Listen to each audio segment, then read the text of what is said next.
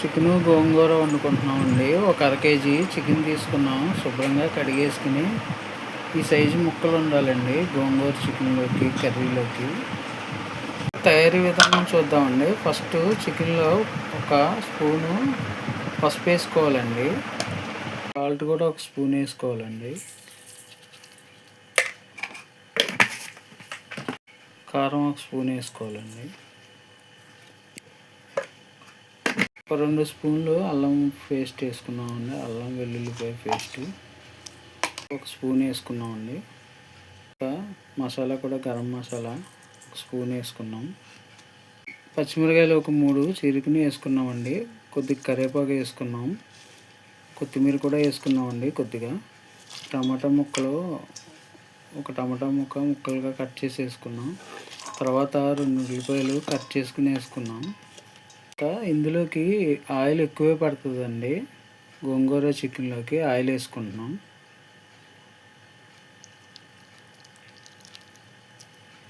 ఇది కూడా మొత్తం కలుపుకోవాలండి. ఇవన్నీ కూడా మొత్తం కలుపుకోవాలండి. మొత్తం ముక్కలు అన్నింటికి పట్టేలాగా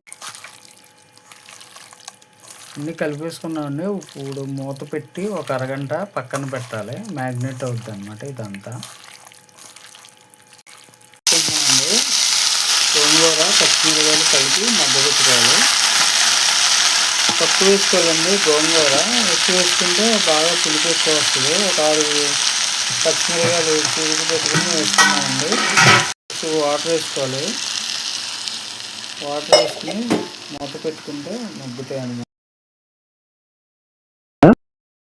కూడా మగ్గిపోయిందన్నమాట. గోంగూర అంతటిని మిక్సీలో వేసుకుని పేస్ట్ కింద పట్టుకోవాలి మెత్తగా. అయిపోయింది చూడండి. చికెన్ మొత్తం కూడా ఎలా వచ్చిందో చూడండి. చికెన్ మొత్తం ఇప్పుడు ఒక గిన్నెలోకి వేసుకున్నాం. పొయ్యి మీద పెట్టుకుని ఇప్పుడు ఇదంతా కూడా ముక్కలు ఎర్రగా వేగిపోయేలాగా మగ్గనివ్వాలి. మొత్తం అంతా కూడా కూర మగ్గుతుంది. మొత్తం ముక్కలన్నీ కూడా ఎర్రగా వచ్చే వరకు బాగా మగ్గనివ్వాలి. వాటర్ అంతా కూడా ఎగిరిపోతుంది. మొత్తం ముక్కల్లో ఆ వాటర్ ఏమి ఉండకుండా మొత్తం వాటర్ అంతా పోయి నూనె తేలిపోవాలి. అప్పుడు గోంగూర వేసుకోవాలి. గోంగూర మెత్తగా మిక్సీ పట్టేసుకున్నామండి. పేస్ట్ లాగా వచ్చింది మెత్తగా. ఇలా పేస్ట్ పట్టుకోవాలి. గోంగూర పేస్ట్ వేసేసుకున్నామండి. ముక్కలలో మొత్తం నీరంతా ఎగిరిపోయింది. గోంగూర పేస్ట్ వేసుకుని ముక్కలకు పట్టేలాగా అటు ఇటు కలుపుకోవాలి. అదే గిన్నెలో వాటర్ వేసుకుంటున్నామండి. అవి తీసుకుని వాటర్ వేసుకుంటున్నాం.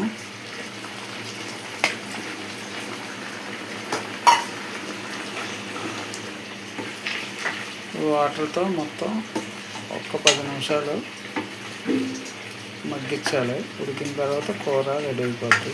కూర నూనె తేలిపోయింది. ఇప్పుడు కొత్తిమీర వేసేస్తున్నాం. అంతేనండి, గోంగూర చికెన్ రెడీ అయిపోయింది. కూర చూస్తుంటేనే నోరు ఊరిపోతుందండి. ఎప్పుడెప్పుడు వేడి అన్నం పెట్టేసుకున్నామండి. అన్నం పెట్టుకుని కూర వేసుకున్నామండి. చికెన్ గోంగూర కూర చూస్తుంటే నోట్లోంచి నీళ్ళు ఊరిపోతున్నాయండి. రైస్ అంతా కూడా కలిపేసుకున్నానండి. గ్రేవీలో శుభ్రంగా కలిపేసుకుని తిన్నాను. టేస్ట్గా ఉందండి. ముక్క కూడా బాగా కుక్ అయింది. వీడియోని లైక్ చేయండి.